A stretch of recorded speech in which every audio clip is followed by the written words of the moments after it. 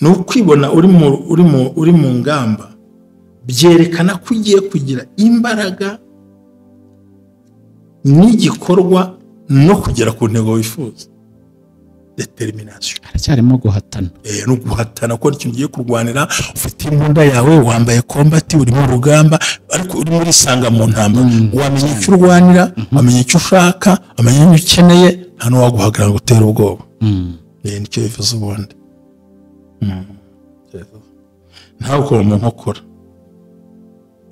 Ikindi cya gatatu ni ukwigirira icyizere kugiye kunesha umwanzi wawe mu buryo bushoboka bwinshi atazagaruka imbere. Umwanzi ugiye guhangana nawe no kugira icyizere kugiye guhangana nawe kubona muri combat.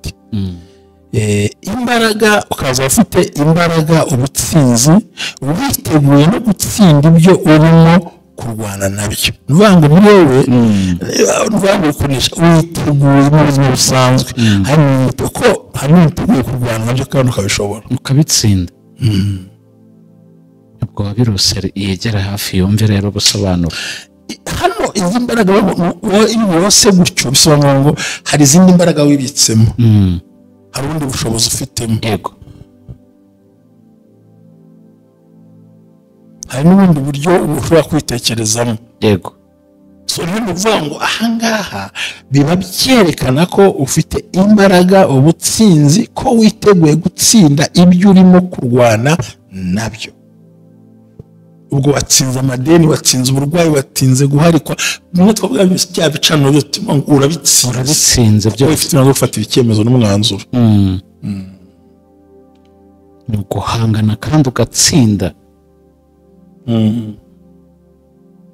Ubwo rero ntaho bihuriye n'urugamba rw'amasaso nk'uko uba wabibonye.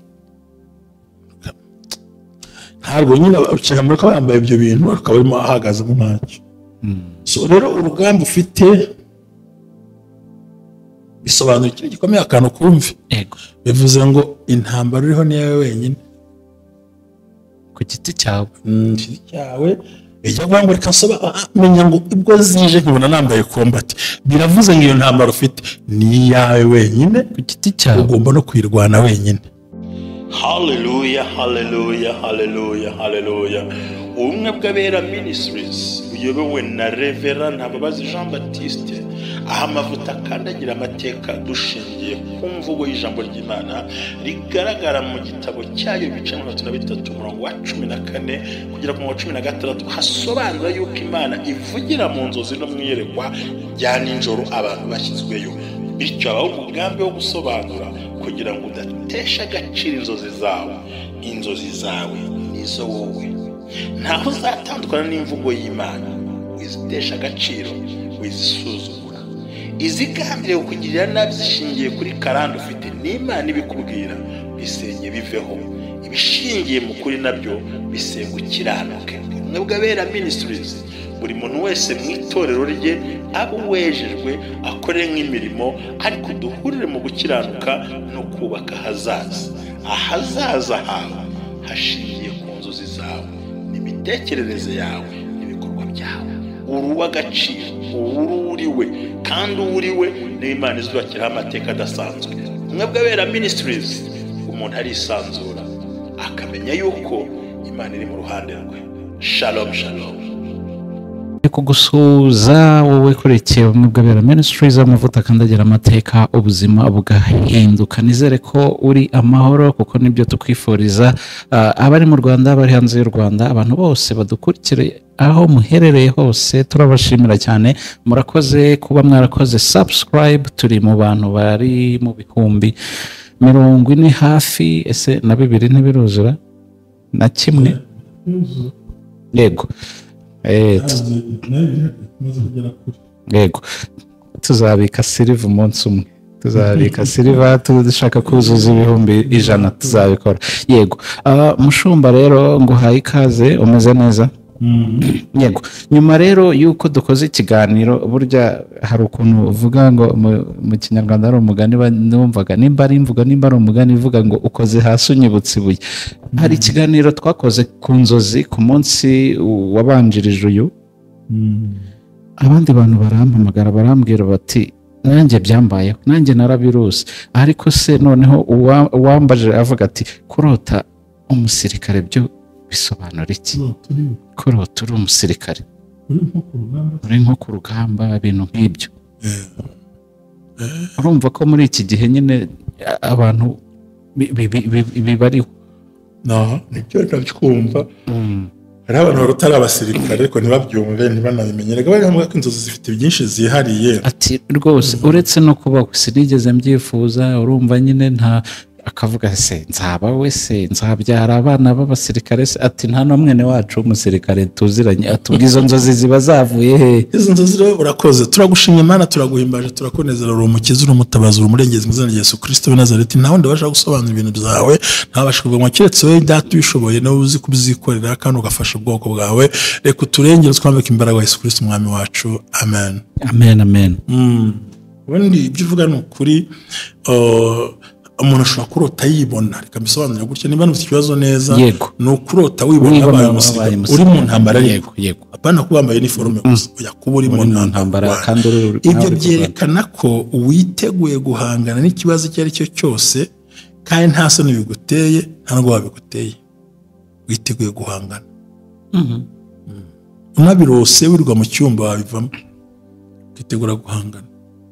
Mu cyumba cy'amasengesho yo mu cyumba cy'ingeramwami Yesu oya ukwiye guhangana, gusohoka ugahangana n'imbaraga muti wa no stop.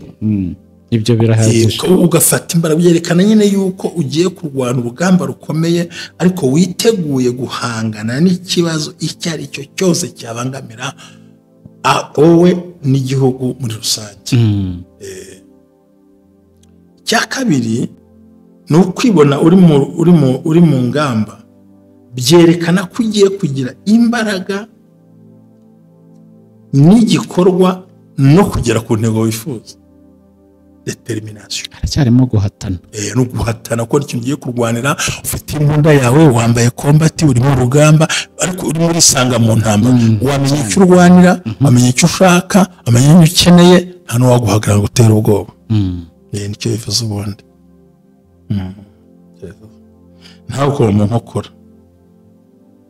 Ikindi cya gatatu ni ukwigirira icyizere ko ugiye kunesha umwanzi wawe mu buryo bushoboka bwinshi, atazawugaruka imbere. Umwanzi ugiye guhangana nawe, no kwigirira icyizere ko ugiye guhangana nawe kubona muri combat.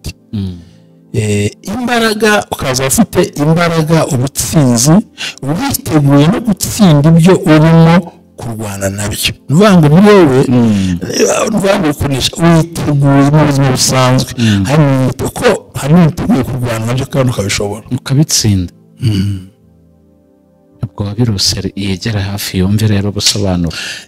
Hano izi mbaraga wose gutyo bisobanura ngo hari izindi mbaraga wibitsemo, hari ubundi bushobozi ufitemo. Yego.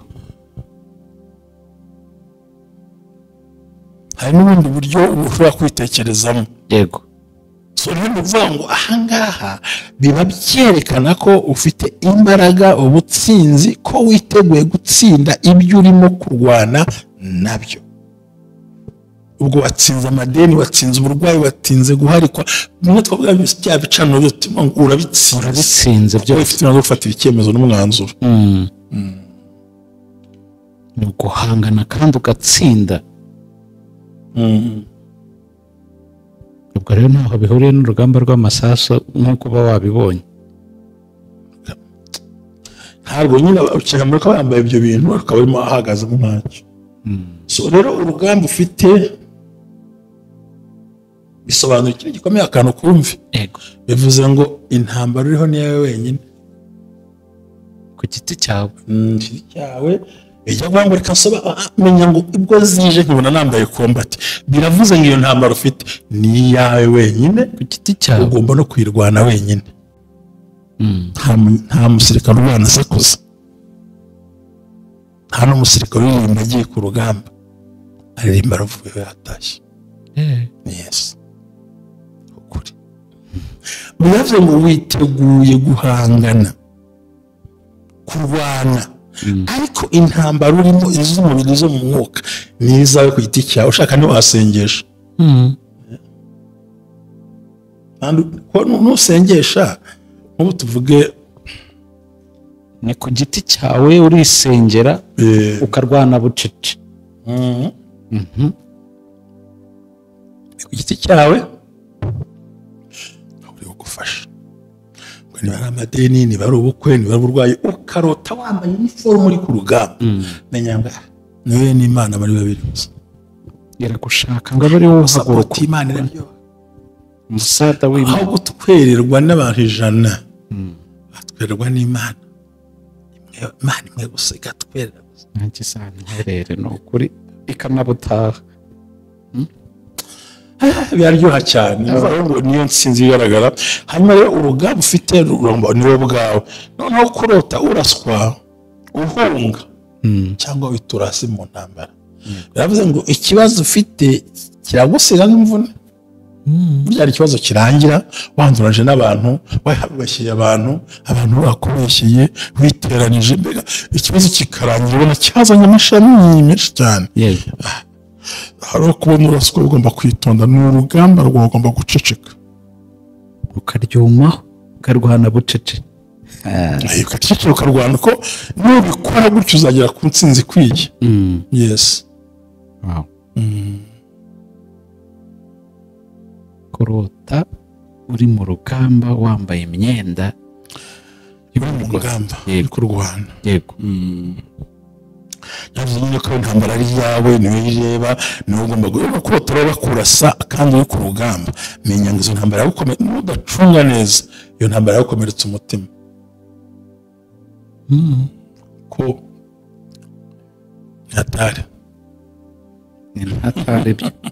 zero kurota intambara ni ibintu byinshi biba bifite icyo bisobanura ni ukuvuga ngo kuri bene badukurikiye noneho n'urota umwana ugiye kuzana amasasu ngo wereraza kuba ku masasu nyuma hariya ariko ukuntu utubona mu ntambara urimo ugenda uhaguruka cyangwa ukarota uri nka komanda muzi nuko bakomandinga aho ukarota abaye komanda wambaye wabyimbye biravuze ngo ibyo bigeragezo byawe ufite ugiye kuba umuyobozi ugiye kuko hari abandi bagiye gufasha kubisohokamo yego kubera no kutajya abantu babiha agaciro bya bindi twagiye dukomeza tuvuga nyine inzozi ziragufata zikaguha ibindi bintu ariko niyo mpamvu abantu baba bakeneye kugira ngo basobanukirwe kuko nawe iyo ubirebye uravuga uti nta inzozi nuko utamenya ko kuri nubwo bagira ngo amaze kumenya benshi bavuga ati twarasobanukiwe twagize ubwenge bamaze kumenya gutera imbere mu buryo bateye hari abantu bambwiye bati kuva natangira gukurikira ubumwe bw'abera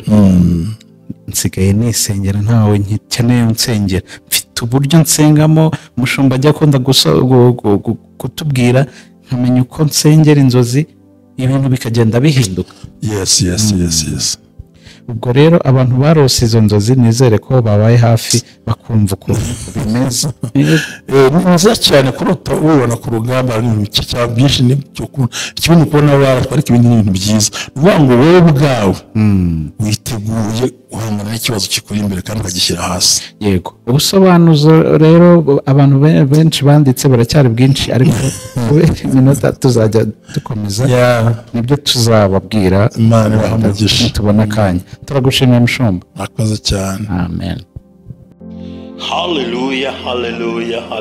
haleluya ubumwe bw'abera ministries uyobowe na Reverend Ntababazi Jean Baptiste aha amavuta akandagira amateka dushingiye ku mvugo y'ijambo ry'Imana rigaragara mu gitabo cyayo ibice 33 umurongo wa 14 kugera ku wa 16 hasobanura yuko Imana ivugira mu nzozi no mwiyerekwa rya nijoro abantu bashyizweyo bityo abaho umugambi wo gusobanura kugira ngo udatesha agaciro inzozi zawe nizo wowe ntaho uzatandukana n'imvugo y'Imana wizitesha agaciro wizisuzugura izigambiriye kukugirira nabi zishingiye kuri karande ufite n'Imana ibikubwira bisenye biveho ibishingiye mu kuri nabyo bisenga ukiranuke ubumwe bw'abera ministries buri muntu wese mu itorero rye abo wejejwe akore nk'imirimo ariko duhurire mu gukiranuka no kubaka ahazaza hawe hashingiye ku nzozi zawe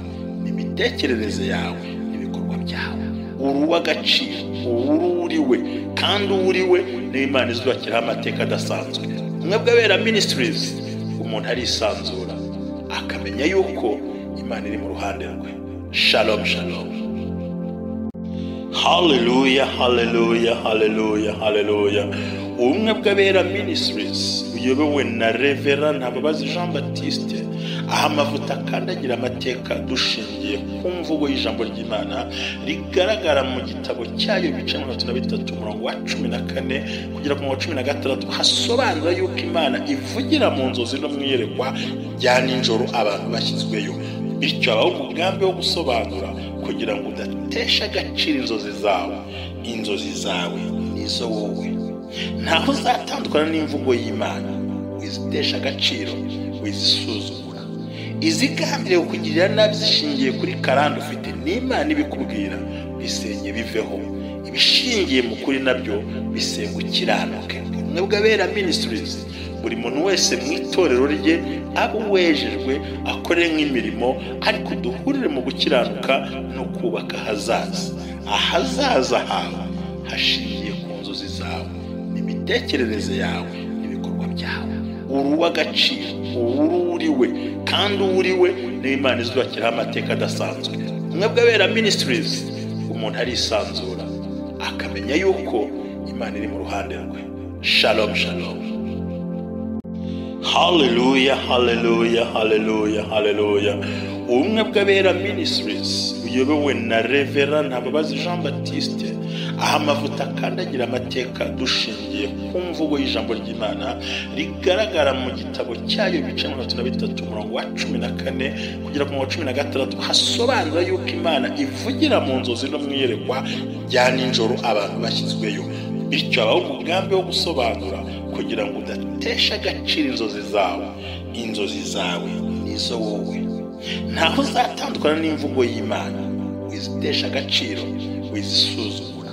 Izigambiriye kukugirira nabi zishingiye kuri karande ufite n'Imana ibikubwira, bisenye biveho.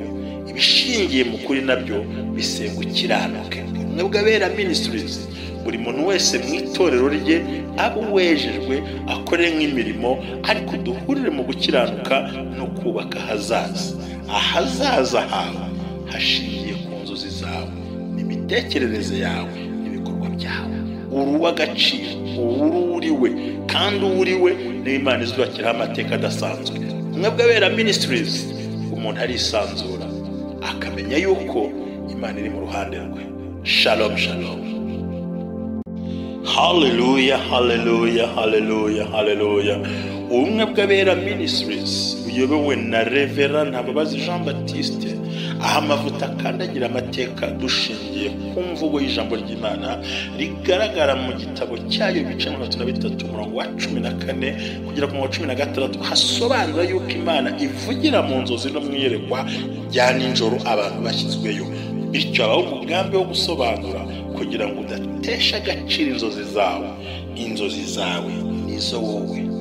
Ntaho uzatandukana n'imvugo y'Imana, wizitesha agaciro, wizisuzugura. Izigambiriye kukugirira nabi zishingiye kuri karande ufite n'Imana ibikubwira, bisenye biveho. Ibishingiye mu kuri nabyo bisenga ukiranuke. Umwe bw'Abera Ministries buri muntu wese mu itorero rye abo wejejwe akore nk'imirimo, ariko duhurire mu gukiranuka no kubaka ahazaza hawe hashingiye ku nzozi zawe n'imitekerereze yawe n'ibikorwa byawe. Uri uw'agaciro, uriwe kandi uriwe niyo Imana izubakiraho amateka adasanzwe. Umwe bw'Abera Ministries umuntu arisanzura akamenya yuko Imana iri mu ruhande rwe. Shalom shalom. Hallelujah, hallelujah, hallelujah, hallelujah. Ubumwe bw'Abera Ministries uyobowe na Reverend Ntababazi Jean Baptiste, aho amavuta akandagira amateka dushingiye ku mvugo y'ijambo ry'Imana rigaragara mu gitabo cyayo bice 33 umurongo wa 14 kugera ku wa 16, hasobanura yuko Imana ivugira mu nzozi no mwiyerekwa rya nijoro abantu bashyizweyo. Bityo abaho umugambi wo gusobanura kugira ngo udatesha agaciro inzozi zawe. Inzozi zawe nizo wowe. Ntaho uzatandukana n'imvugo y'Imana, wizitesha agaciro, wizisuzugura. izigambiriye kukugirira nabi zishingiye kuri karande ufite n'Imana ibikubwira bisenye biveho, ibishingiye mu kuri nabyo bisenga ukiranuke. Ubumwe bw'Abera Ministries, buri muntu wese mu itorero rye aba wejejwe akore nk'imirimo, ariko duhurire mu gukiranuka no kubaka ahazaza hawe hashingiye ku nzozi zawe n'imitekerereze yawe n'ibikorwa byawe. uri uw'agaciro, uriwe kandi uriwe n'Imana izubakiraho amateka adasanzwe. Ubumwe bw'Abera Ministries, umuntu arisanzura akamenya yuko Imana iri mu ruhande rwe. Shalom shalom.